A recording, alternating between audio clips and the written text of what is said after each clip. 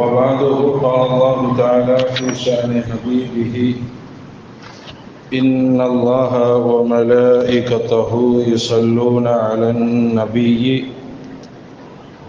يا أيها الذين آمنوا صلوا عليه وسلموا تسليما اللهم صل على سيدنا وشفيعنا وحبيبنا ومولانا محمد وعلى آل سيدنا محمد وبارك وسلم عليه.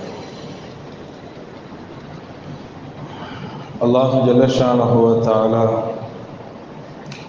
அவனுடைய மேலான கிருபையினால் நம் அனைவரையும் முஸ்லிமாக படைத்து நமது உயிரினும் மேலான கண்மணி நாயகம் முஹம்மது முஸ்தபா ஸல்லல்லாஹு அலைஹி வஸல்லம் அவர்களின் உன்னதமான சமுதாய மக்களாக அல்லாஹ் நம் அனைவரையும் ஆக்கியதோடு புனிதமிக்க ஜும்ஆவுடைய தொழுகையை நிறைவேற்றுவதற்காக வேண்டிய ரப்புல் ஆலமீன் நம் அனைவரையும் அவனுடைய புனித பள்ளியில் ஒன்று சேர்த்திருக்கிறான். அல்ஹம்துலில்லாஹ். வல்ல ரஹ்மான் நம் அனைவரையும் அவனால் ஒப்புக்கொள்ளப்பட்ட நல்லடியார்களின் கூட்டத்தில் ஆக்கி அருள் புரிவானாக. ஆமீன்.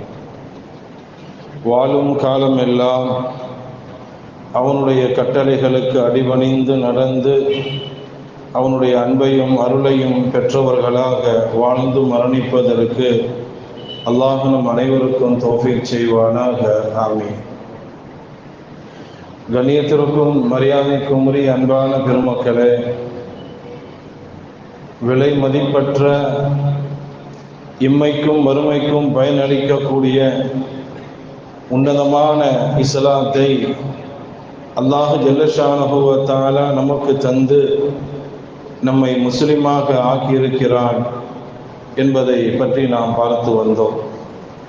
அல்லாஹ் ஜல்லஷானஹு வ தஆலா அவனுடைய புறத்திலிருந்து அவன் நம்மை முஸ்லிமாக ஆக்கியதற்கு பிறகு நாம் செய்ய வேண்டிய வேலை, முஸ்லிமாக பிறந்த நாம் முஸ்லிமாகவே மரணிப்பதற்கு நாம் முயற்சி செய்ய வேண்டும்.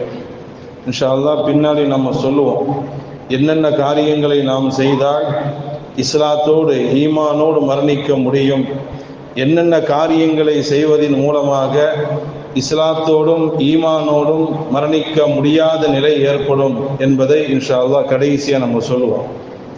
அதற்கு முன்னாடி அன்பான பெருமக்களே, முஸ்லிமாக பிறந்த ஒருவர் முஸ்லிமாகத்தான் மரணிப்பார் என்பது அல்ல. முஸ்லிமாக பிறந்த ஒருவர் காஃபிராக மரணிக்கிறார் என்ற நிகழ்ச்சியெல்லாம் தொடர்ந்து ஒரு 4 செய்திகள் நம்ம சொன்னோம்.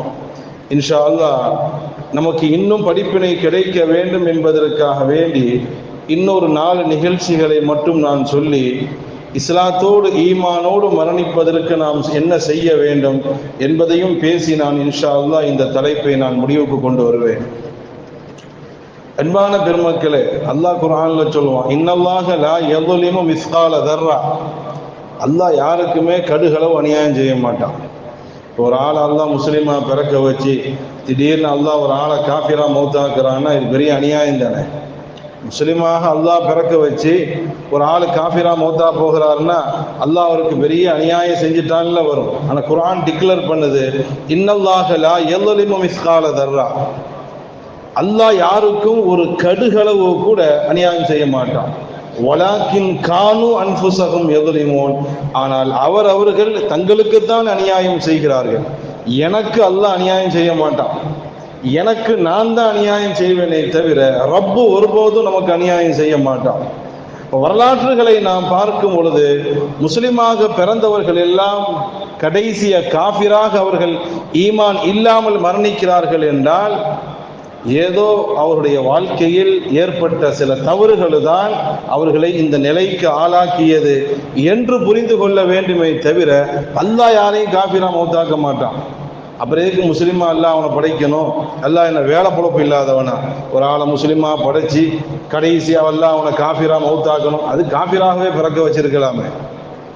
அப்ப அன்பான பெருமக்களே, அல்லாஹ் ஜல்ல ஷானஹு வ தஆலா நல்லதை மட்டும்தான் செய்வானே தவிர தீய காரியங்கள், மக்களுக்கு முரணான காரியங்கள், மக்களுக்கு ஆபத்தான காரியங்கள் அல்லாஹ் செய்ய மாட்டான்.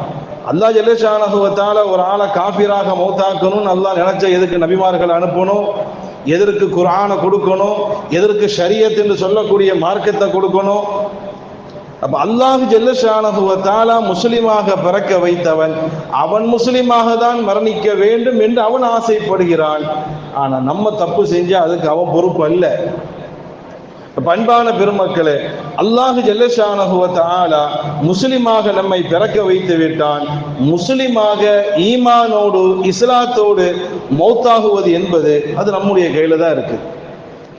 நீங்கள் ஒவ்வொரு வரலாறுகளையும் நீங்கள் எடுத்து பார்த்தால் ஒவ்வொருவரும் மரணிப்பதற்கு சில காரணங்கள் உண்டு. அதில் கடைசியா சென்ற வாரம் நம்ம சொன்னோம் இல்லையா, குர்ஆனுடைய செய்தி, பல்அம் இப்னு பாஊரா அவருடைய செய்தியை தான் சென்ற வாரம் நம்ம சொன்னோம். எவ்வளவோ பெரிய அந்தஸ்தை ரப்புல் ஆலமீன் அவருக்கு கொடுத்திருந்தான், உன்னதமான அந்தஸ்தை அல்லாஹ் அவருக்கு வழங்கி இருந்தான். கடைசியில் அவர் ரொம்ப காஃபிரான நிலையில மௌத்தாகக்கூடிய ஒரு நிலை கிடைச்சிருச்சு. ஏன் அவருக்கு இந்த நிலை கிடைச்சிது? அன்பான பெருமக்களே, இந்த பல்அம் இப்னு பாஊராங்கிறவர் மூசா நபி அலைஹிஸ்ஸலாம் அவங்களுடைய காலத்துல வாழ்ந்தவர். அவருடைய செய்தி பல நபிமார்களுக்கு பின்னாடி வந்தவங்களுக்கு தெரியும் இல்லையா.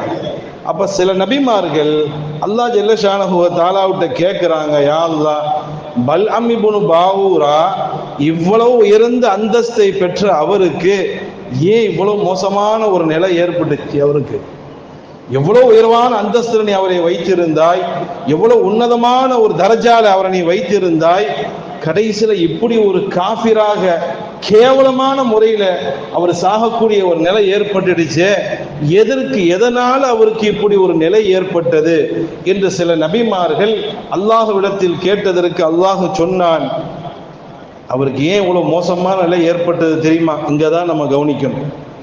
நான் முன்பு சொன்னது போன்று ஒவ்வொரு ஆளும் காஃபிராக மரணிக்கிறார்கள் என்றால் அதற்கு பின்னணியில் அவர் செஞ்ச தவறுகள் ஏதாவது இருக்கும். அந்த தவறு தான் அவரை வழிகேட்டின் பக்கம் கொண்டு செல்கிறது. அல்லாஹ் சொல்றான், அந்த பல்அம் இப்னு பாஊரா உயர்ந்த அந்தஸ்திலிருந்த அவர், மிகப்பெரிய உயரத்திலே அவரை நான் வைத்திருந்தேன், கடைசியில இவ்வளவு கேவலமான நிலையில் அவர் காஃபிராக அவர் மரணிப்பதற்கு என்ன காரணம் தெரியுமா? லம் யஷ்குருனி யௌமன் மினல் அய்யாமி அலாமா அதைத்துஹு, அலாமா அதைத்துஹு, அவருக்கு எவ்வளவோ நான் கிருபை செஞ்சிருக்கிறேன் அல்லாஹ் சொல்றான். அவர் பல்அம் இப்னு பாஊரா கடைசியாக அவர் காஃபிராக கேவலமாக நாயை விடவும் மோசமாக அவர் சாகுவதற்கு காரணம் என்ன தெரியுமா? அவருக்கு நான் எவ்வளவோ கிருபை செய்திருக்கிறேன். பல்அம் இப்னு பாஊராவுக்கு பெரிய அந்தஸ்தை நான் கொடுத்திருந்தேன், என்னெல்லாம் நம்ம சொன்ன ஆரம்பத்தில். ஆனா ஒரு நாள் கூட அவர் எனக்கு நன்றி செலுத்தியதே கிடையாது.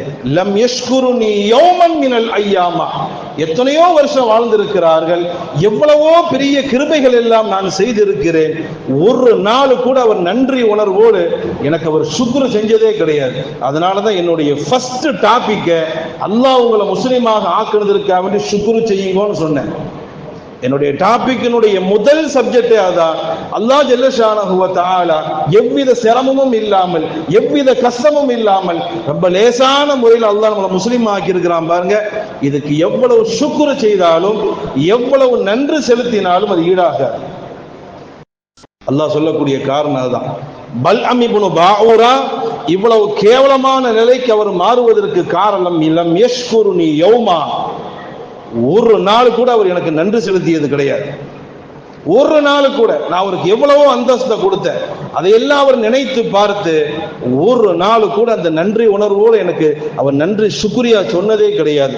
லவ் ஷக்கரனி அலா தாலிக மர்ரத்தன் லமா சலப்துஹு, நான் அவருக்கு நிறைய கிருபைகள் நான் செய்திருந்தேன், ஒரு தடவை நன்றி செலுத்தி இருந்தா கூட விட்டுருப்பேங்கிறான் தான். அவர் எனக்கு காலம் முழுவதும் நன்றி செய்யணுங்கிற அவசியம் அல்ல, காலம் முழுவதும் எனக்கு சுக்ர் நன்றி செய்ய வேண்டுங்கிற அவசியம் அல்ல. ஒரே ஒரு தடவை, மர்ரத்தன் லவ் ஷக்கரனி அலா தாலிக மர்ரத்தன், இவ்வளவு கிருபை நான் செய்ததற்கு அவர் ஒரு தடவை எனக்கு நன்றி செலுத்தி இருந்தால் லமா சலப்துஹு, அவருக்கு நான் கொடுத்த அந்த பாக்கியத்தை நான் பிடுங்கிருக்க மாட்டேங்கிறான். பண்பான பெருமக்கள் ரொம்ப கவனமாக இருக்க வேண்டும். அல்லாஹ் ஜல்லஷானஹு வ தஆலா நமக்கு நிறைய கிருபைகள் செய்வான். நல்ல வசதி வாய்ப்புகளை கொடுப்பான். இது பொதுவாக புரிந்து கொள்ள வேண்டும். நான் என்னுடைய பயானில் பல தடவை நான் சொல்வது, அல்லாஹ்வுக்கு சுக்ர் செய்யக்கூடிய நாவு நமக்கு வர வேண்டும். ரொம்ப வறுமையில இருந்திருப்போம், அல்லாஹ் நல்ல நிலை கொண்டு வந்திருப்பான். வாடகை வீட்டில் இருந்திருப்போம், சொந்த வீட்டில் அல்லாஹ் கொண்டு வந்திருப்பான். ஒருவேளை சாப்பாட்டு கூட வழி இல்லாம இருப்போம், இன்னைக்கு அல்லாஹ் நல்ல வசதியை கொடுத்திருப்பான். சைக்கிள்ல போறது கூட வசதி இல்லாம இருப்போம், அல்லாஹ் நமக்கு காரை கொடுத்திருப்பான். சுக்ர் செய்ய வேண்டும், இல்லைன்னா புடிங்கிட்டு விட்டுருவான். லஇன் ஷகர்தும் லஅஸீதன்னகும் வலஇன் கஃபர்தும் இன் அஸாபி லஷதீத்.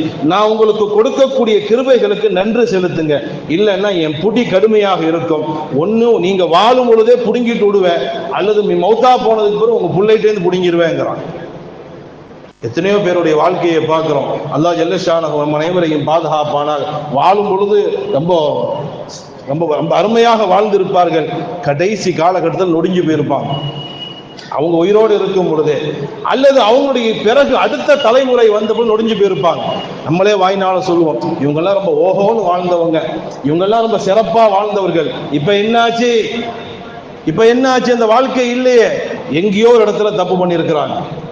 ஷுக்ர், அல்லாஹ் ஜல்ல ஷானஹு வ தஆலா நமக்கு செய்த கிருபைகளுக்கு நன்றி செலுத்திக்கிட்டு, ரப்பனா லக்கல் ஹம்து வ லக்க ஷுக்ர், ரப்பனா லக்கல் ஹம்து வ லக்க ஷுக்ர்.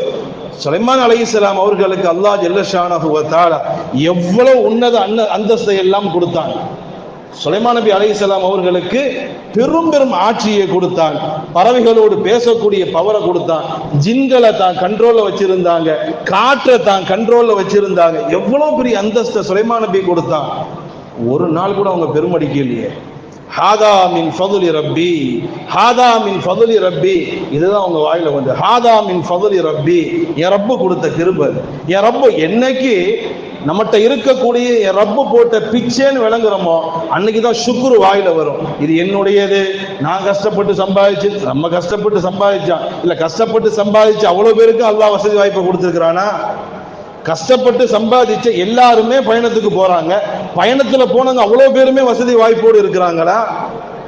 என்னைக்கு பயணத்துக்கு போனாங்களோ கடைசி வரை அதே நிலையில இருந்தவங்களும் இருக்கிறாங்க, போயிட்டு ஓடி வந்தவங்களும் இருக்கிறாங்க, நஷ்டமானவங்களும் இருக்கிறாங்க. அந்த லிஸ்ட்ல அல்லாஹ் நம்மளை சேர்த்து இருந்தா என்ன ஆயிருக்கும்?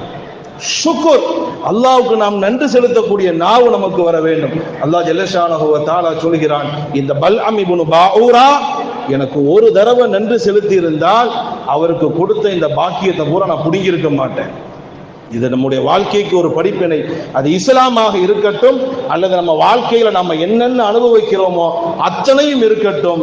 ஹாதா மின் ஃபதுலி ரப்பி, என் ரப்பு எனக்கு போட்ட பிச்சை, அவ்வளவுதான். என்கிட்ட என்ன இருக்குது, என் ரப்பு எனக்கு போட்ட பிச்சை என்று எப்பொழுதும் நன்றி செய்ய சொல்லக்கூடிய, நன்றி செலுத்தக்கூடிய நாவு நமக்கு இருந்தால், நம்ம என்ன சம்பாதிச்சாலும் சரி, நம்முடைய எந்த சொத்துக்களாக இருந்தாலும் சரி, நம்ம மௌத்துக்கு பிறகும் அது பாதுகாக்கப்படும். இல்லைன்னா அல்லாஹ் புடுங்கிட்டு விட்டுருவான். பண்பான பெருமக்களே, பல்அம் இப்னு பாஊராக்கு கடைசி நேரத்தில் மோசமான காஃபிராகக்கூடிய மௌத்து வருவதற்கு என்ன நிலைமை, காரணம் என்ன? அல்லாஹ்வுக்கு நன்றி செலுத்தல. இது முதலாவது. ரெண்டாவது, ரொம்ப ஃபேமஸானவன் தான், யாருக்கும் தெரியாத ஆள் இல்லை, இப்லீஸ். இப்லீஸ் ஒவ்வொரு தொழுகையிலையும் அவுது பில்லாஹி மினஷ் ஷைத்தானிர் ரஜீம், யாரை திட்டினாலும் ஷைத்தான் தான் திட்டுறோம். ஷைத்தானை தெரியாத ஆளே இல்லை, வேர்ல்டு லெவலில் அவன் தான் ஃபேமஸ். யார் இந்த இப்லீஸ்? இந்த ஷைத்தான் யாரு? அவனை பத்தி நமக்கு என்ன தெரியும்? அன்பான பெருமக்களே, ஃபஜஅல இப்லீஸ் அலா முல்கி துன்யா, உலகத்தினுடைய பெரிய பொறுப்புகள் எல்லாம் அவனுக்கு வழங்கப்பட்டிருந்துச்சு. இப்லீஸ் சாதாரண ஆள் அல்ல. அன்பான பெருமக்களே, சாதாரணமாக இப்லீஸ் ஷைத்தான் ரெண்டு ஒண்ணுதான், இப்லீஸ் ஷைத்தான் ரெண்டு ஒண்ணுதான். அவன் அவ்வளவு சாதாரண ஆள் அல்ல, சபிக்கப்படக்கூடியவன் அல்ல, மோசமானவன் அல்ல. அல்லாஹ் அவனுக்கு கொடுத்த அந்தஸ்து சாதாரண அந்தஸ்து அல்ல. வகான இப்லீஸ் மஅ முல்கிஹி ஹாஸினன், அவன் உலகத்தினுடைய ஒரு பெரிய பதவி அல்லாஹ் அவனுக்கு கொடுத்திருந்தான். சொர்க்கத்தினுடைய ஹசானாக்களுடைய காவலாளியாக, சொர்க்கத்தினுடைய ஹசானாவுடைய சாவி அங்கேயில தான் இருக்குமா.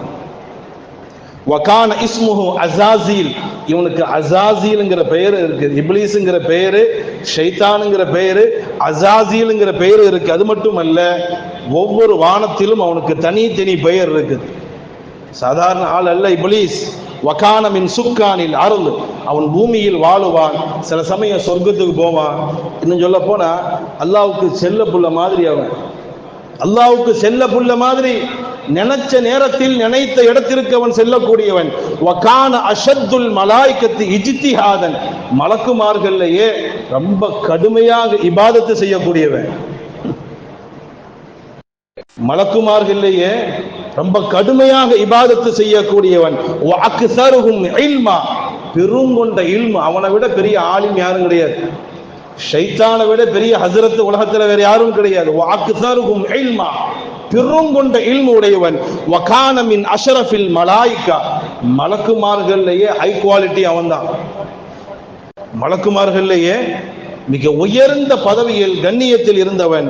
வகான மின் உலில் அஜ்னிஹத்தில் அர்பஆ, அவனுக்கு 4 ரெக்கை இருக்குமா. எந்த இப்லீஸ் ஷைத்தானும் பொழுதன்னைக்கு நம்ம தொழுகையிலையும் குர்ஆன்லையும் யாரை திட்டுறதுக்கும் பயன்படுத்திக்கிட்டு இருக்கிறோமோ, அந்த இப்லீஸ் சாதாரண ஆள் அல்லவன். 4 ரெக்கைகள் உடையவன், எல்லாமே மரகத மாணிக்கத்தினால் ஆனது அவனுடைய ரெக்கை. இன்னும் மட்டுமல்ல, கான ரஈசுல் மலாயிகா, மலக்குமார்களுக்கு ஹெட் வந்தான், மலக்குமார்களுக்கு ஹெட் வந்தான். ஹுஸ்னு ஹல்கிஹி, பார்ப்பதற்கு ரொம்ப அழகா இருப்பான் அவன். இப்லீஸ் ஷைத்தான் பார்ப்பதற்கு ரொம்ப அழகா இருப்பான். மனிதர்களை படைப்பதற்கு முன்னாடி ஜின்கள் இந்த உலகத்துல வாழ்ந்திருக்குது. மனிதர்கள் அல்லாஹ் படைப்பதற்கு முன்னாடி ஜின்கள் இந்த உலகத்துல வாழ்ந்திருக்குது. பெரிய அழிச்சாட்டையும் பண்ணிச்சு ஜின்கள் எல்லாம்.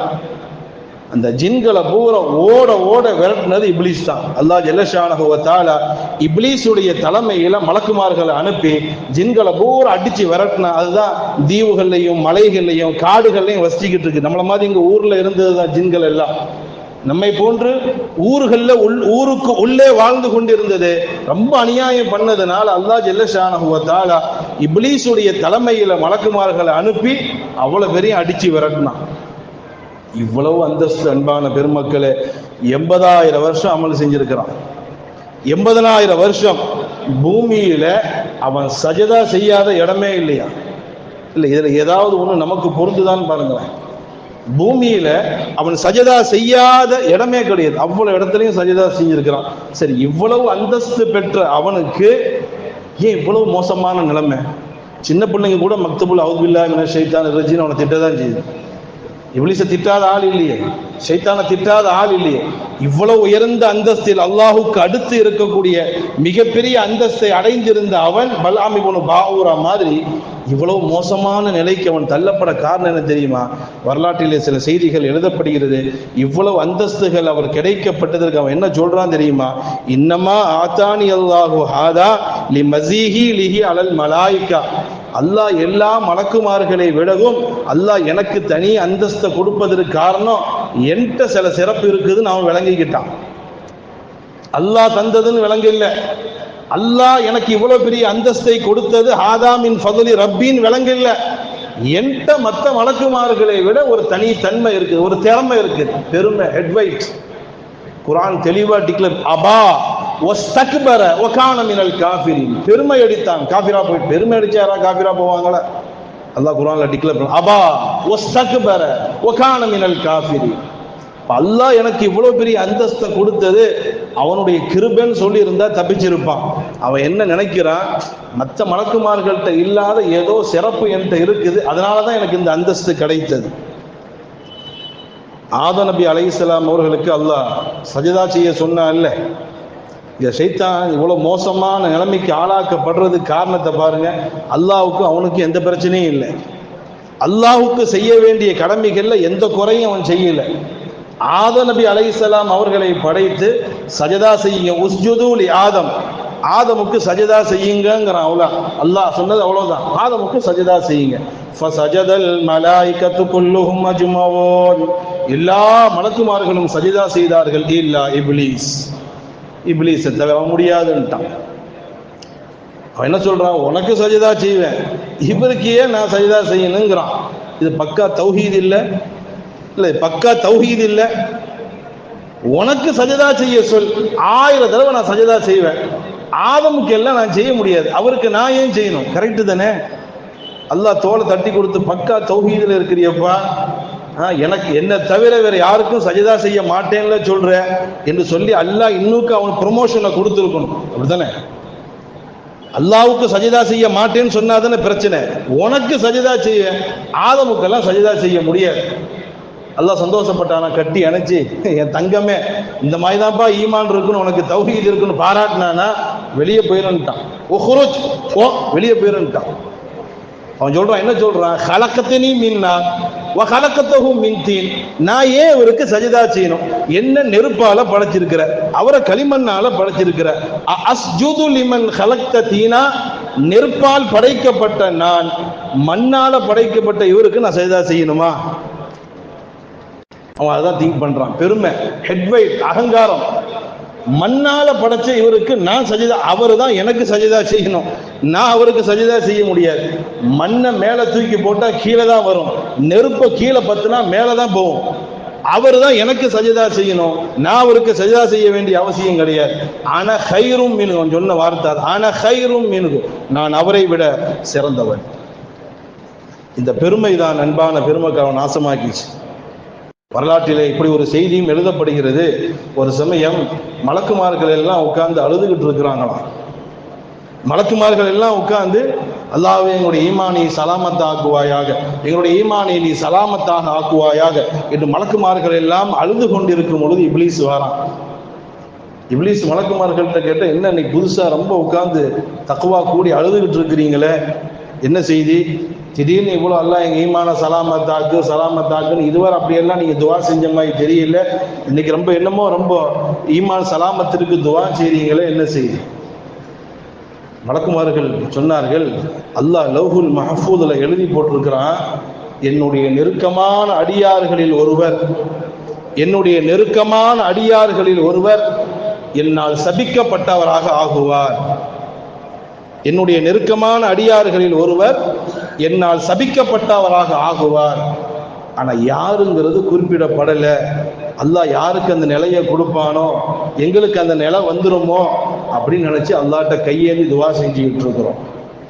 ஷைத்தான் சொன்னானா, துவா செய்யுங்க, ஏன்னா உங்கள யாருக்காவது, ஆனா எனக்கு வர்றதுக்கு சான்ஸே இல்லை, ஏன்னா நான் உனக்கு ரைட் ஹேண்டா இருக்கிறேன், எனக்கு இந்த நிலைமை வருவதற்கு வாய்ப்பு சான்ஸே இல்லை, ஏன்னா நான் அவ்வளோ பெரிய அந்தஸ்தில் இருக்கிறேன், நான் எல்லாம் இப்படி எல்லாம் நான் ஆக மாட்டேன், அவனுடைய பர்சனல் செக்யூரிட்டி, நான் பர்சனல் செக்ரட்டரியா நான் இருக்கிறேன், எனக்கு எல்லாம் அப்படி ஒரு வாய்ப்பு அல்லாஹ் தருவானா, எனக்கு அந்த நிலையெல்லாம் ஏற்படாது, அதனால அது உங்களுக்காக தான் இருக்கும், நான் வேண்டாம் உங்களுக்கு சேர்ந்து துவா செய்கிறேன்னு சொல்லி அவங்களுக்கு துவா செஞ்சானா தன்னை விட்டுட்டாங்க.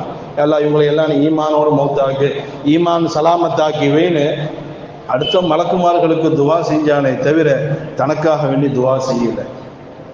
அன்பான பெருமக்களை, வாழ்க்கையில் எந்த நிலையிலும் பெருமை வந்து விடக்கூடாது. அல்லாஹ் ஜல்லஷானஹு வ தஆலா முதல்ல சொன்ன செய்தி, அல்லாஹ் நமக்கு எந்த பாக்கியத்தை கொடுத்தாலும் அதற்கு நாம் நன்றி செலுத்த வேண்டும்.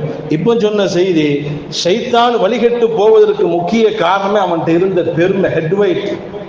குர்ஆனே சொல்லுது, ஒஸ்தக்பர், ரொம்ப பெருமை அடிச்சான், வகான மினல் காஃபிர் லிஸ்ட்ல போயிட்டான்.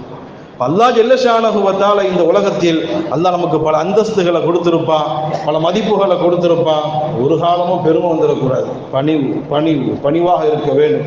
பெருமை அடித்தால் இந்த நிலை ஏற்படும் என்பதை ஷைத்தானுடைய வரலாறு நமக்கு உணர்த்துகிறது. 2. மூணாவது, ஹாத்தமுல் அஸம் ரஹ்மத்துல்லாஹி அலைஹி மிகப்பெரிய மகானாக இருக்கிறார்கள். அவங்க எப்போ துவா செஞ்சாலும் அல்லாஹ் துவாவை ஏற்றுக்குவான். ஹாத்தமுல் அஸம் மிகப்பெரிய மகானாக இருந்தார்கள். அவங்க எப்போ துவா செஞ்சாலும் அல்லாஹ் ஏற்றுக்கொள்வான். ஒரு மனிதர் அவங்களுடைய மஜ்லிஸில் வந்து, நான் ரொம்ப பெரிய பாவம் செஞ்சுட்டேன், என் பாவத்தை அல்லாஹ் மன்னிக்கிறது துவா செய்யுங்க, என் பாவத்தை அல்லாஹ் மன்னிக்கிறது துவா செய்யுங்க, யாருமே செய்யாத பெரும்பாவத்தை நான் செஞ்சுட்டேன், அல்லாஹ் என் பாவத்தை மன்னிப்பானான்னு தெரியல, எனக்காகவே நீங்க பாவ மன்னிப்பு தேடுங்கன்னு கதற.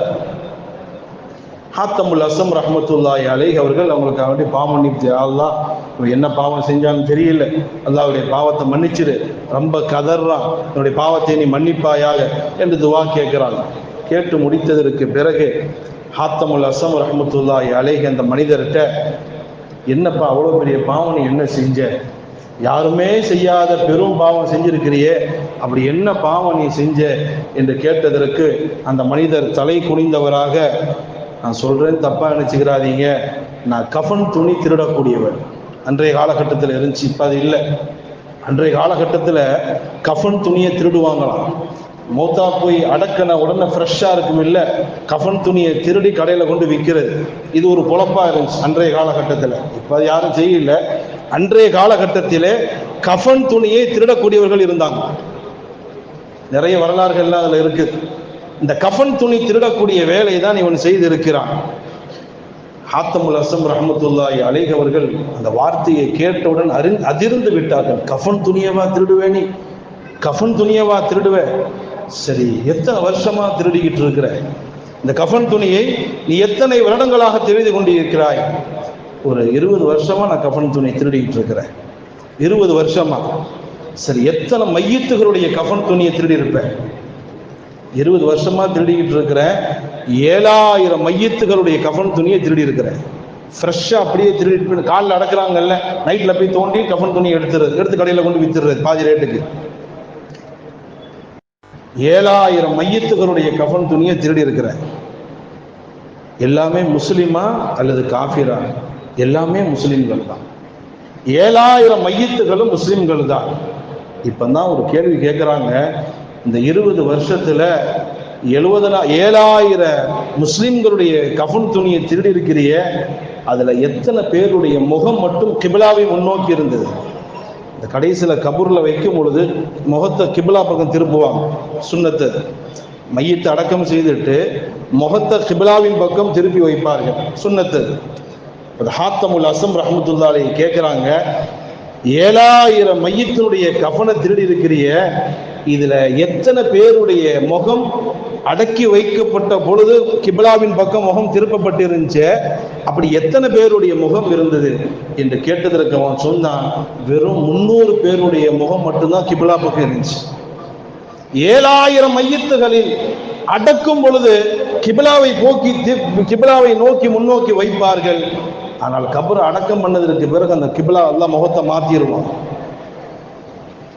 இந்த வார்த்தையை கேட்டவுடன் 7000த்துல வெறும் 300 பேருடைய முகம் மட்டும்தான் கிபிலாவின் பக்கம் இருந்ததா? மற்ற மக்களுடைய நிலை என்ன என்ற வார்த்தையை கேட்டவுடன் மயக்கம் போட்டு கீழே வந்துட்டாங்க ஹாத்தமுல் அஸ்ஸம். அன்பான பெருமக்களை, யார் யாருக்கு அல்லாஹ் ஜல்ல ஷானஹு வ தஆலா எப்படிப்பட்ட வாழ்க்கையை எழுதி வைத்திருக்கிறான் என்பது நமக்கு தெரியாத அன்பான பெருமக்களை. உமர் ரலியல்லாஹு அன்ஹு அவங்களுடைய காலகட்டத்தில் யமன் நாட்டு அரசன் ஜபுலா என்று சொல்லக்கூடியவன், யமன் நாட்டு அரசன் ஜபுலா என்று சொல்லக்கூடிய யமன் நாட்டு அரசன் ஹஜ்ஜிக்கு வரார். ஹஜ்ஜிக்கு வரும் பொழுது தவாப் செஞ்சுக்கிட்டு இருக்கிறாரு. பின்னாடி இருந்த ஒரு கிராமவாசி யதார்த்தமா அவருடைய எஹராம் துணியை மிதிச்சிடுறார். அதெல்லாம் தவாஃப்ல சர்வ சாதாரணம். தவாப் செஞ்சுக்கிட்டு இருக்கும்போது யதார்த்தமா காலை மிதிப்பாங்க, கையை மிதிப்பாங்க, இடிப்பாங்க. அதெல்லாம் தவாஃப்ல எல்லாம் சகஜமான விஷயம். இந்த யமன் நாட்டு மன்னர் ஜபுலா ஹஜ்ஜின் போது தவாப்பு செய்து கொண்டிருக்கும் பொழுது பின்னாடி இருந்த ஒரு சாதாரண கிராமவாசி அந்த மன்னருடைய இஹ்ராம் துணியை மிதிக்க, அவர் தடுக்கி கீழே விழ, கடைசியில் அவருக்கு டென்ஷன் ஆகி திரும்பி பார்க்க, ஒரு சாதாரண மனுஷன் தெரிஞ்சவுடன் ஓங்கி மூக்கு செவுட்டில் அரைஞ்சிடுறார். மன்னருக்கு அந்த புத்தி இருக்கும் இல்லையா? ஓங்கி கன்னத்தில் அரைந்தவுடன் மூக்கெல்லாம் உடைஞ்சு ரத்தம் ஓடுது கிராமவாசி. இது நடைபெறக்கூடியது உமர் ரலியல்லாஹு அன்ஹு அவங்களுடைய ஆட்சி காலத்தில் சம்பவம் நடைபெறுது. மூக்கெல்லாம் ரத்தம். கிராமவாசி நேர உமர் ரலியல்லாஹு அன்ஹு அவங்கள்ட்ட போய் கம்ப்ளைண்ட் பண்ணிட்டார். யதார்த்தமா மிதிச்சேன், வேணுக்கண்டு மிதிக்கல, சரியா மிதிச்சேன், ஓங்கி கன்னத்தில் அரைஞ்சிட்டாரு, மூக்கு ரத்தமா ஓடிக்கிட்டு இருக்கு. உமர் ரலியல்லாஹு அன்ஹு அவர்கள் மன்னரை அழைக்க, நீ யாரா வேண்டுமானால் இரு.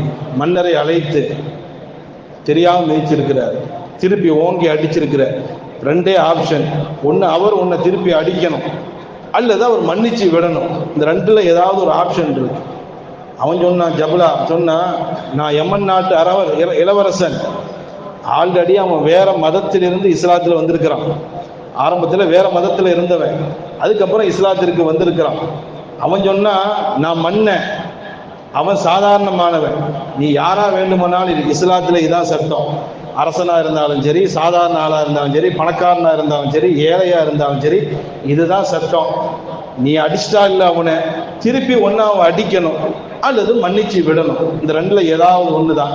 அவர் என்ன சொல்றாரோ அதை வச்சுதான் நான் தீர்ப்பு கொடுப்பேன் சொல்லிட்டு இவரை தூக்கி நாளைக்கு நான் தீர்ப்பு சொல்றேன்ட்டு சொல்லிவிட்டார்கள் உமர் ரலியல்லாஹு அன்ஹு அவர்கள். அவன் நேர வீட்டுக்கு போய் யோசிக்கிறான், என்னடா பெரிய இஸ்லாமாவது கத்திரிக்காவது, அரசனும் ஒன்னா, ஆண்டியும் ஒன்னா, கிராமவாசியும் ஒன்னா, செல்வந்தனும் ஒன்னா. இஸ்லாத்திற்கு ஒரு நாகரிகம் தெரியாது, ஒரு இங்கிதம் தெரியாது, எல்லாருமே சமமானவர்களா? அப்படி இப்படிப்பட்ட ஒரு தரங்கட்ட இஸ்லாம் எனக்கு தேவை, நாகரீகம் தெரியாத இஸ்லாமும் எனக்கு தேவையில்லை என்று சொல்லி திருப்பி பழைய மதத்துக்கே மாறிட்டாங்க. ஆல்ரெடி வேற மதத்தில் இருந்தவன் அல்லாஹ் அவனுக்கு இஸ்லாத்தை நசீபாக்கனா பிரச்சனை எங்க வருது பார்த்தீங்களா? சாதாரணமா தவாப்பு செய்யும் பொழுது காலம் மிதிச்சது. உமர் ரலியல்லாஹு அன்ஹு சொல்லிட்டாங்க, இந்த ரெண்டுல ஏதாவது திருப்பு, நாளைக்கு இந்த கிராமவாசியை கூப்பிட்டு நான் கேட்பேன், அவர் என்ன சொல்வாரோ அதுதான். இவன் நைட்டில் உட்காந்து யோசிக்கிறான், இந்த இஸ்லாமும் வேண்டாம், எனக்கு எதுவும் வேண்டாம், நான் பழையபடி என்னுடைய மதத்திற்கே நான் திரும்பி செல்கிறேன் என்று சொல்லி நைட்டோட நைட்டை தப்பிச்சு யமனுக்கு போயிட்டான். நைட்டோட நைட்டா மறுநாள் காலையில் கிராமவாசி அழைக்கப்படுகிறார். அழைக்கப்பட்டு உமர் ரலியல்லாஹு அன்ஹு கேட்டாங்க, என்னப்பா சொல்ற, திருப்பி அடிக்கிறியா அல்லது மன்னிச்சு விடுறியா? கிராமவாசி சொன்னாரு, நான் மன்னிச்சு விட்டுறேன். இதைத்தான் அவன் எதிர்பார்த்தான்.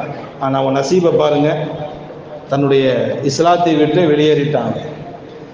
அவன் கொஞ்சம் பொறுமையாக இருந்திருந்தால் அந்த மன்னிப்பு கிடைத்திருக்கும். அவன் கொஞ்சம் ஆவேசப்பட்டான், ஏன்னா அவனு சமமா, அவன் என்ன திருப்பி அடிக்கிறதா, இந்த இஸ்லாமே எனக்கு வேணாம்னு சொல்லி தப்பிச்சு ஓடிட்டான். உமர் ரலியல்லாஹு அன்ஹு அவர்கள் சொன்னார்கள், சரி பரவாயில்லை, மன்னிச்சிட்டா இல்ல, இந்த செய்தியை அவர்கிட்ட சொல்லுங்கள் என்று ஆளை அனுப்பி பார்த்தால் ஆளை காணோம், மன்னர் ஓடி போயிட்டார். ஒரு ஆளை அழைத்து போய் யமன்ல போய் சொல்லிட்டு வந்திருப்பா, உனக்கு பழிக்கு பழி இல்லை, அல்ல அந்த கிராமவாசி உன்னை மன்னித்து விட்டு விட்டார், அதனால திருப்பி நீ அடி வாங்க வேண்டிய அவசியம் அல்ல என்று சொல்லி அனுப்புகிறார்கள். அந்த மனிதர் சஹாபி யமனுக்கு வருகிறார்கள். ஊர்ல வந்து மன்னரை யார்கிட்ட கேட்கிறது, மன்னர் எங்க இருக்காருன்னு தெரியலையே என்று யார்கிட்டையாவது கேட்கலான்னு பார்ப்பதற்காக வேண்டி அங்கே ஊருக்குள்ளே செல்கிறார். அங்க ஒரு ஜனாசா போயிட்டு இருக்குது. அங்க உள்ள ஒரு ஆள்கிட்ட, இந்த யமன் நாட்டு ஜபலான்னு சொல்லக்கூடிய மன்னர் யாரு அப்படின்னு கேட்டதற்கு, அவருடைய ஜனாசா தாங்க இதுங்கிறார். அவருடைய ஜனாசா தான் இது. பண்பான பெருமக்களே, மாற்று மதத்தில் இருந்து இஸ்லாமாக வந்து கடைசியில பழைய மதத்திற்கே சென்று காபிராக மரணிக்கக்கூடிய நிலை ஏற்படுகிறது என்றால் அல்லாஹ் நம் அனைவரையும் பாதுகாப்பானாக. அன்பான பெருமக்களே, இன்னும் அழகான ஒரு தகவல் ஒன்று உண்டு. நேரமாகி விட்டதின் காரணத்தினால் இன்ஷா அல்லாஹ் வரக்கூடிய வாரத்தில் நாம் அதை தங்களுக்கு சொல்லுவோம். இன்னொரு செய்தியை உங்களுக்கு நான் ஞாபகப்படுத்த விரும்புகிறேன். அன்பான பெருமக்களே, சிம்து சிபியான், இது சில பேர் சும்து சுபியானுவாங்க. சிம்து சிபியான், இது நான் ஊரில் வந்து புதுசாக கேள்விப்பட்டேன். இந்த மக்தபு பிள்ளைங்கள்லாம் என்கிட்ட கேட்பாங்க, சிம்து சுபியான்னு ஓய் கொடுப்பீங்க, ஒருத்தன் சிம்து சுபியானுங்கிறான், ஒருத்தன் சும்து சுபியானு, என்னடா அது, முதல்ல அது என்னதுன்னு சொல்லுங்கடா, என்னன்னு தெரியலையே, அதே ஒரு கிதாபுங்கிறான். சில பெற்றோர்கள் கூட என்கிட்ட, அது என் பையன் குரான் ஓதி முடிச்சுட்டான், அவனுக்கு கொஞ்சம் சிம்து சுபியான்னு சொல்லி கொடுங்க, கொஞ்சம் மௌலூது சொல்லி கொடுங்க. அப்புறம் தான் விசாரிச்சு, இந்த சிம்து சுபியான்னா முதல்ல என்னப்பா, நம்ம சைடில் இது இல்லை. அப்பதான் சொன்னாங்க, ஹனஃபியினுடைய சட்ட திட்டங்கள், ஹனஃபி மதுஹபினுடைய சட்ட திட்டங்கள் இந்த ஊர்ல ரொம்ப அருமையாக ஓதி கொடுக்கப்பட்டிருக்குது. யாருக்குமே தெரியாத ஒன்று அல்ல. அது மாதிரி ஃபராயிதுல் மோமின் சொல்லக்கூடிய கிதாபும் ஓதி கொடுக்கப்பட்டிருக்குதான். அல்ஹம்துலில்லாஹ், அந்த ஊரினுடைய பாரம்பரிய வழக்கமே மக்தபுலேயே மசாயில்கள் சொல்லி கொடுத்திருக்கிறாங்க. இதெல்லாம் கேரளாவினுடைய பழக்க வழக்கம். நம்ம ஊர்ல கூட அந்த அளவுக்கு மற்ற ஊர்களில் இருக்குதான்னு தெரியல. இங்க பரவலாக பெண்கள் பேசுகிறார்கள், அதுபோன்று மாணவர்கள் உட்பட பேசுகிறார்கள் என்றால், அப்ப ஆரம்ப காலகட்டத்தில் மக்தபோடு சேர்ந்து மசாயில்கள், மார்க்க சட்டங்கள் சொல்லிக் கொடுக்கப்பட்டிருக்குது. இப்போ உள்ள ஜெனரேஷனுக்கு சிம்து சிபியானா என்னன்னு தெரியாது. ஏன்னா அது ஒரு காலகட்டத்தோடு அது மறைஞ்சிருச்சு. ஏன்னா பிரச்சனை என்னன்னா, அது அரபு தமிழ், அது ரெண்டாம் கிட்ட நிலையில இருக்குது. ஒன்று தமிழ்ல இருக்கணும் அல்லது அரபில இருக்கணும். அரபு தமிழ்னா தெரியும், வாசகம் அரபில இருக்கும், படிச்சா தமிழா இருக்கும். இன்று அவர்கள் காலையில் ஓதினார்கள் அப்படிங்கிறது இன்று அலிஃபு போட்டு இன்றுன்னே இருக்கும், அது அரபியா இருக்காது. வாசகம் பொருள் வந்து தமிழா இருக்கும், எழுத்து இந்த தங்கிலீஷ்னு சொல்றோம் இல்லை, அதே மாதிரி தான், தங்கிலீஷ் மாதிரி தான் அரபு தமிழ். இன்னைக்கு அதை சொல்லிக் கொடுக்கக்கூடிய ஆளும் இல்லை, அதை படிக்கக்கூடிய ஆள் இல்லை. எனக்கு கூட அரபு தமிழ்லாம் வாசிக்க தெரியும். இப்போ நான்லாம் வாசிக்க ஆரம்பிச்சேன்னா கியாமத்து நாள் வந்துடும் அதை படித்து முடிக்கிறதுக்குள்ள. இப்போ நம்ம அது படிக்கல, அந்த அந்த அந்த இல்மே மறைஞ்சு போயிடுச்சு. அரபு தமிழுங்கிற இல்மே மறைஞ்சு போயிடுச்சு. ஆனால் சிம்து சிபியான் ரொம்ப அருமையான கிதாப். அது ஹனஃபியினுடைய அழகான சட்டங்கள் எல்லாம் அதில் சொல்லப்பட்டிருக்குது. எல்லோரிடத்திலும் இருக்க வேண்டிய ஒன்று. இப்போ பிரச்சனை என்ன, அரபு தமிழில் இருக்குதே எப்படி தெரிகிறது? அரபு தமிழில் இருக்குது என்ன செய்யறது என்றால் அழகான முறையில் இப்போ தமிழில் வெளியிட்டிருக்கிறாங்க. இந்த ஊருக்கு ரொம்ப அவசியம் என்பதற்காக நான் சொல்கிறேன். ஏன்னா இது பல பெற்றோர்கள் பிரியப்பட்டது. சிம்து சிபியான் சொல்லி கொடுங்க, ஓதி கொடுங்கன்னு சொன்னாங்க. ஏன்னா அதெல்லாம் அரபு தமிழில் இருக்குது. இப்போ அழகான முறையில் தமிழில் வெளியில் வந்திருக்குது. ரொம்ப அழகான முறையில் நிறைய செய்திகள் ரொம்ப தெளிவான முறையில் சொல்லப்பட்டிருக்குது. இதனுடைய விலை 300 ரூபா. 300 ரூபாங்கிறது இதுக்குரிய விலையே அல்ல. இதை 100 ரூபாய்க்கும் போட முடியும். சின்ன பேப்பரில், மட்டமான பேப்பரில், கண்ணுக்கு தெரியாத எழுத்துல போட முடியும். ஆனால் மக்கள் ஒழுங்காக படித்து பயனடைய வேண்டும் என்பதற்காக வேண்டி ரொம்ப அழகான பெரிய சைஸில் ரொம்ப தெளிவான எழுத்துக்களோடு, அது மாதிரி கேள்வி பதில்களோடு, கோடிட்ட இடங்களின் நிரப்பு ரொம்ப அழகான முறையில் பெரும் முயற்சியாக செய்திருக்கிறார்கள். அல்ஹம்துலில்லாஹ். இது என் கைக்கு இந்த ஒரு பிரதி கிடைச்ச உடனே எனக்கு இந்த ஞாபகம் தான் வந்துச்சு. ஏன்னா இன்ன வரை மக்கள் எல்லாம் அரபு தமிழில் தான் இருக்கிறாங்க. தமிழில் வெளியாக இருக்குங்கிறது யாருக்கும் தெரியாது. இப்போ இது விஷயமாக, இந்த சிம்து சிபியான் விஷயமாக நம்ம ஊரில் அந்த அளவுக்கு மதிப்பு இல்லைன்னு பேசியிருக்க மாட்டேன். நான் வந்த உடனே இதை தான் எனக்கு முதல்ல சொன்னாங்க. அப்போ இது தமிழில் கிடைச்ச உடனேவே எனக்கு ரொம்ப சந்தோஷமாக இருந்தது. ஏன்னா இப்படி ஒரு கிதாபு தமிழில் வந்திருக்குங்கிறது பல பேருக்கும் தெரியாது. என் காதுக்கு செய்தி வந்த உடனேவே உங்களுக்கு நான் அதை தெரிவிக்கிறேன்.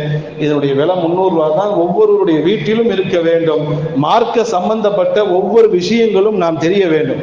இன்ஷா அல்லாஹ் பின்னாடி என்னுடைய பயான்ல சில செய்திகளை நான் உங்களுக்கு சொல்வேன். அப்போ இந்த கிதாபினுடைய அருமை தெரியும். அதனால இதனுடைய விலை 300 ரூபா. இன்ஷா அல்லாஹ் யாருக்கு தேவை, தஞ்சாவூர்ல இருக்குது, இங்கே இல்லை, தஞ்சாவூர்ல இருக்குது, தேவைப்படக்கூடியவர்கள் என்கிட்ட வந்து சொல்லுங்க. நான் இன்ஷா அல்லாஹ் நான் குறித்து வைத்துக் கொள்கிறேன். யாருக்கு தேவைப்படுமோ நம்ம இன்ஷா அல்லாஹ் தஞ்சாவூர்ல நம்ம வர வைப்போம். அன்பான பெருமை, எவ்வளவோ செலவு பண்றோம். 300 ரூபாங்கிறதுல நம்ம இந்த காலத்துல எதுக்குமே யூஸ் ஆகாது.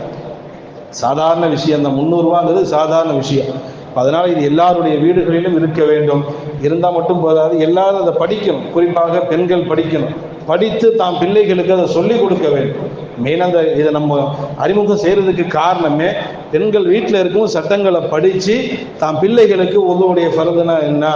இப்போ மதரசால 1/2 மணி நேரம் ஓதுறாங்க. இந்த 1/2 மணி நேரத்தில் எவ்வளோ விஷயங்கள் சொல்லிக் கொடுக்க முடியும்?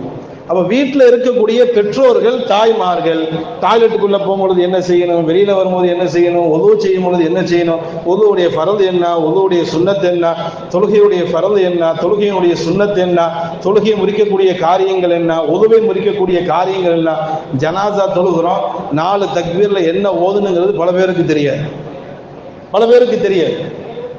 அப்போ இந்த மாதிரி கிதாபுகளை வாங்கி படிக்கணும். இந்த கிதாபுகளை வாங்கி முதல் தக்பீரில் என்ன ஓதணும், 2வது தக்பீரில் என்ன ஓதணும். அன்பான பெருமக்கள், இதெல்லாம் இந்த இன்வைஸ், இந்த 300 எல்லாம் சதக்கத்துன், அதாவது சதக்கத்துன் ஜாரியா, மறுமைக்கு உண்டான டெபாசிட். இது 300 இல்லை, 3000 30,000 கொடுத்தாலும் அதுக்கு ஈடாகாது.